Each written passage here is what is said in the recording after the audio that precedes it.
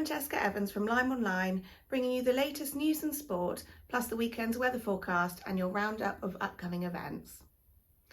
Lyme Regis councillors have expressed concerns about dangerous skateboarding in the town, which they fear could result in serious injury or even death. The council has received an increasing number of complaints over skateboarding on the town's main roads, including Charmouth Road, Church Street and Broad Street. They say that skateboarders, often adults and not children, are skating down the middle of steep hills, sometimes amid heavy traffic and at high speeds, possibly faster than the speed limit for vehicles. Councillors shared residents' concerns at a meeting this week, but said there was little they could do as there was no law prohibiting skateboarding on the road. The outgoing Mayor of Lyme Regis, Councillor Brian Larkham, has also expressed concerns about increased dangerous skateboarding on Marine Parade, which is not a highway. It was agreed to refer the matter to the police and to write to Dorset's Police and Crime Commissioner with their concerns. Lyme Regis lifeboat crew were launched 3 times over the Easter weekend, including to a fatality in West Bexington. The crew was called out on both Saturday afternoon and Easter Monday morning to reports of people cut off by the tide between Lyme Regis and Charmouth, both with successful outcomes. Their third call of the bank holiday weekend came on Monday afternoon when the tide was so low that the lifeboat had to be launched across the sandy beach and driven well into the water by the RNLI tractor. The call was to a person in the water off West Bexington, but the Coast Guard helicopter arrived on scene just before the lifeboat crew. The man, aged in his 40s and from the Dorchester area, was recovered from the sea but was sadly pronounced dead by police.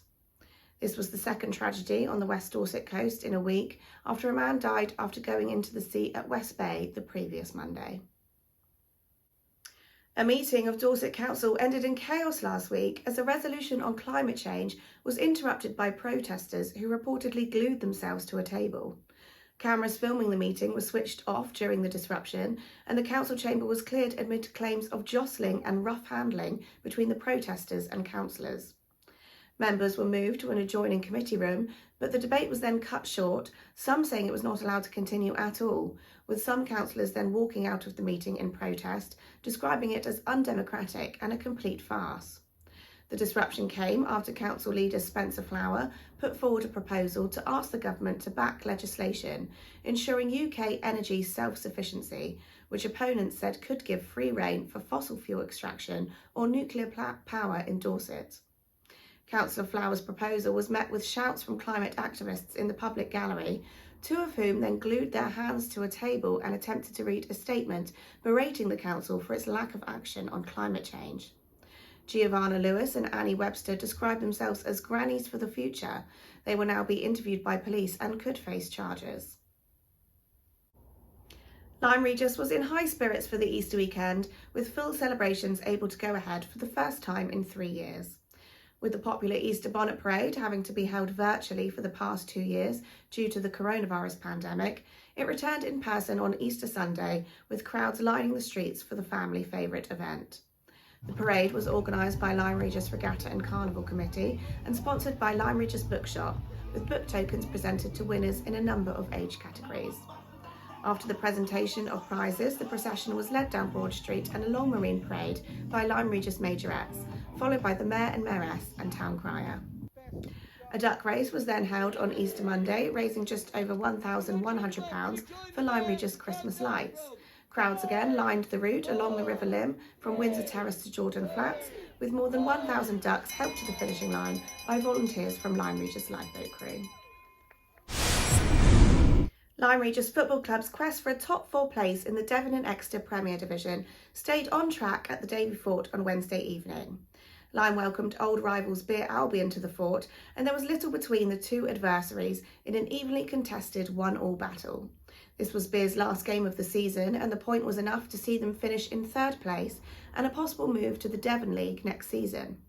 For Lyme, it was more about pride than points. The Seasiders got off to a poor start to the season, losing 6 games early on, but they have put together an impressive run of results in recent weeks. If they win their last 2 games, they could well sneak into 4th place.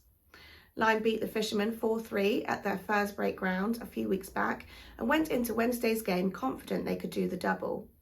Beer were at full strength, but the Seasiders were missing a couple of regulars and drafted in 2 youngsters, front-runner Josh Daines and fullback Josh Rawlins. They both gave a good account of themselves, especially Rawlins, who received the LymeOnline Man of the Match award. Beer started strongly, hitting the post twice in the first 5 minutes and were the better side in the first half. Lyme came more into the game towards the half-time, but only had one real scoring chance. It was a different story in the second half, with Lyme dominating. Their goal came from Fred Parsons with a well-placed header in the 72nd minute. It looked as though they could hang on to that lead to complete the double over Beer, but the Fishermen snatched an equaliser in the 87th minute with a toe poke from a goalmouth scramble. Lyme now go to Elmore on Saturday in the knowledge that they must win this game and their last match of the season against Colleton for a chance of 4th place. Charmouth, this season's team of the moment, are finishing their return to the Perry Street League on a high after winning the Tommy Tabarrah Cup for a 3rd time in a 3-2 victory over Division 2 rivals Drimpton. They have already secured promotion to Division 1 and could well finish the season in top spot in Division 2. Upline could also be gaining promotion in their first year in Devon and Exeter football. A 10-0 thumping of Oakhampton Argyle sees them well placed to finish in 2nd position in Division 6 if they win their last 2 games. And as the football season draws to a close, all sporting eyes turn to Upline and Lyme Regis Cricket Club's first season in the Devon League C Division East after winning promotion last year. They have already played their first friendly of the season in summer-like weather. And bowls also gets underway in Lyme Regis on Saturday, when Mayor Brian Larkham will open the 2022 season at the clubhouse on Monmouth Beach. Lyme Regis Football Club will host a sporting dinner with former West Ham, Manchester City and Everton player Mark Ward tonight. There are a limited number of tickets left, with details on how to book available on screen. On Saturday, the Nag's Head will host its usual live music night from 9 p.m, and the Marine Theatre will round off the weekend with its Sunday Sessions open mic event from 2:30 p.m. A largely cloudy forecast for the weekend ahead, with more sunny spells expected on Sunday and a fresh breeze throughout.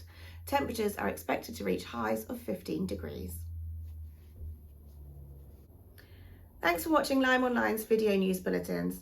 Follow us on Facebook, Twitter and Instagram for regular updates, or visit our website throughout the week to stay on top of the latest local news. Have a great weekend.